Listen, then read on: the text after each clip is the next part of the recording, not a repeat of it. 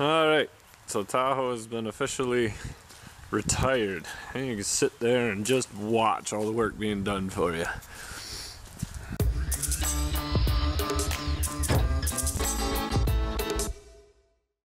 So previously on the Silverado build, I admitted that I parked it for a while, gutted it for parts for the Tahoe, got a donor Dodge, stripped it, put the 5-speed manual along with the P-pump Cummins back in the Silverado, fixed the cab corners, painted the bottom, built a custom gauge pillar, prettied up underneath the hood, installed aux beam lights everywhere, and I finally get to take it down the road. Here we go. Alright, first test drive of the Silverado. So far so good.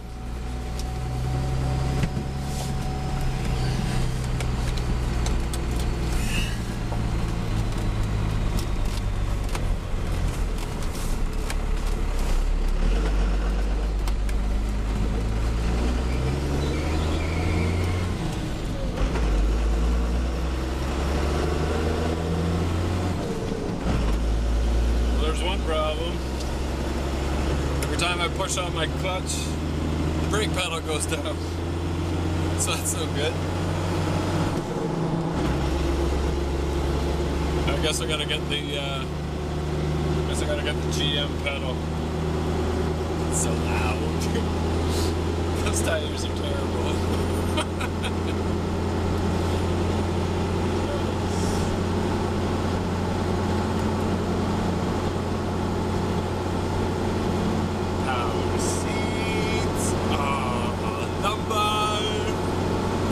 Good. Speedo's not working, so that's I welded a bung in the tailstock of the Dodge NV4500, so I guess I'm not close enough to the sensor, so I'll have to make that a little, shave a little hair off, push it a little closer. But yeah, I love it.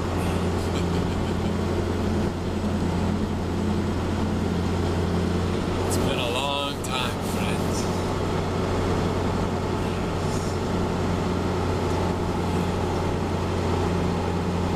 Pressure's good. Temperature's good. Steering's pretty good, even for the shitty tires. It's not bouncing all over the place anyway. So the plan for this truck is, if my insurance will allow it, I might ask to do a run for the one customer who hauls camper trailers. I just put it on a nice long road trip with the cap on the back, and sleep in the back, and then go somewhere in the States and do a long haul and see what this truck is all about. Regardless, we'll probably use this to go to Florida next year for the race. Probably put some tools and spare engine or something in the back. I don't know. So we don't know what we're doing yet, but we don't know the rules either as to what we're allowed to do building it. But I'm sure we'll have some tools in the back anyway, and then grab another truck to actually pull the car down, or maybe this will do both. I don't know. This one, you'll probably see this one in Florida next year. So I like it.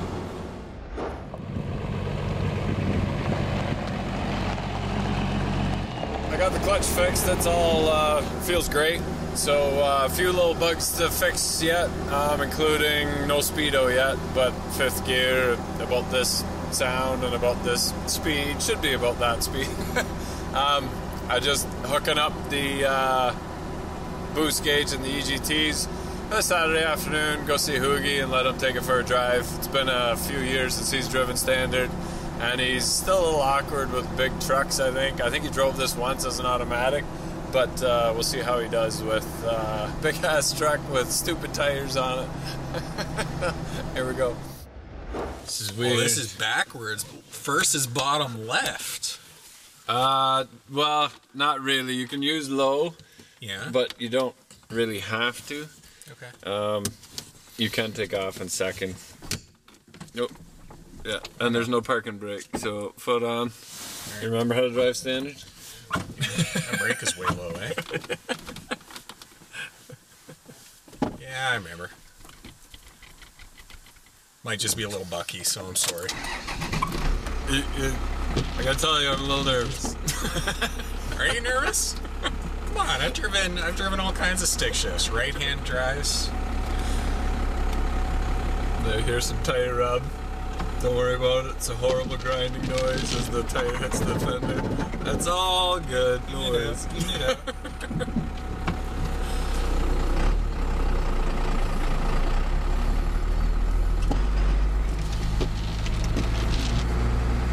Gauges aren't working yet either. No, the tack. I'm waiting for the tack. So the computer's like, "You're not driving. This is baloney." But we'll get there. Still a few things to figure out. You know, I don't know that I've ever even driven a truck this big. That's what I was saying in the video, that I'm pretty sure that this is the biggest you've ever driven. Yeah, it's completely different than driving anything I've ever driven before. And it's just awesome. It is, you know, I feel big and manly and powerful because it feels like driving a big rig. It sounds like it too, because I straight piped it. I took the muffler off. This is just 4-inch straight pipe now. Alright, just because I'm not used to it, I'm going to let these people. So, yeah, this is completely different than anything I've ever driven. It really feels like driving a big but how do you truck. know? You've never driven a big truck. Yeah, but I've been in a big rig truck with you when you've driven it. Shh, I don't have my license. I have never been in a big rig truck with you.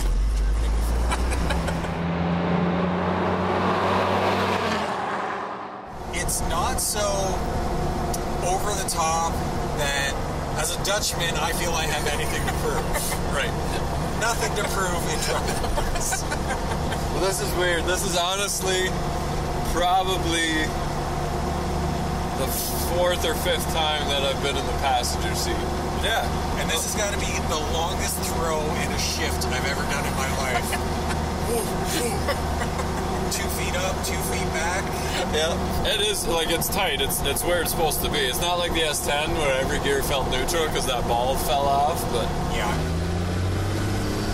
Yeah. Was it all smoke? Oh, he's just turning around. For how heavy this is, that's pretty good pick. Yeah, so this is completely detuned, so I haven't done anything to it. It's stock plate, stock springs, and no fuel screw. So I'll start playing with it a little bit more now. But when you're cruising and you're off of it, like, it sounds okay. Like, it's not too bad. Now all you're hearing now is tire. That's nice because the Fleetmaster's done, right? No hope to drive. We drove that. No, you don't want to drive that? I'll try. Well, yeah, it's not my car, so yeah, I gotta let that go. But the Mercedes will be very soon. Like, it's tidied up under the hood really nice. The exhaust needs to be redone a little bit, but not to be driven in wet weather. No, not at all. Not at first, for sure. But then that one's done, and GTO. The GTO will get full attention along with our new race car. Yeah. I spoke to Rob Ferretti. He's a pretty cool guy. So apparently Michelin, he's hoping Michelin's going to sponsor, and they're just going to ship us tires. We put them on and burn them off, and then we just ask for more tires, hopefully. So you're scary fast. Like, you bring me to a higher level just by riding with you when you go driving. But sometimes, holy crap, you make me nervous with driving. Perfectly safe all the time. It's just every instinct says brake, brake, brake. Don't go around this fast. So, like, in the Nissan or just everyday driving? No, not everyday driving, just on the track. Oh, okay, because... No, everyday driving, no, you don't scare me at all. Okay. There's people that do scare me that I don't like riding with. Yeah. But yeah, you don't make me nervous behind the wheel. It's just in a race car when you're told full out, you go full out. Yeah. When I was driving the Lambo for iCar, the guy's like tensing up beside me. I'm like, seriously? We got like an extra like 3 seconds before I'm worried about braking. I'm like, I'm braking for your benefit, well, but they told me to slow down several times too, going around the corners and going into turns. They said you're braking too late, and I'm like, no, I'm not. This is a race car. It will brake at the right speed by the time I'm there. You just don't want me to. You're scared, and you don't know whether I can do it or not. Yeah. And that makes sense. Like, every Joe Blow that they get behind the wheel, that they may not know what they're doing. Right. we've driven a Datsun. Stock. And you know, the natural progression from a stock 240 is a Lambo or a Ferrari. That's right. Those are the natural progressive steps. You know what's crazy? It takes about 10 minutes to get used to a car. Yeah. Like, I'm comfortable now. You look way more comfortable now, and I'm actually a little more comfortable now, too. So it's time to parallel park. This is an awesome truck, Rich. Yeah, thanks. It really needs a big roll bar in the back with the keys No. Snack time. There was a boat incident? Yeah, where I was pulling your boat out of the water and it was in reverse. No. And then I did it. Panic and you I did it again. No. Maybe you shouldn't trust me with big trucks. Hey, thanks for watching. Don't forget to like and subscribe, because you never know what you're going to see next week on DeBoss Garage. If you like what you see, there's a lot of stuff happening to help support the channel. And remember, if you're not filthy, you're not rich.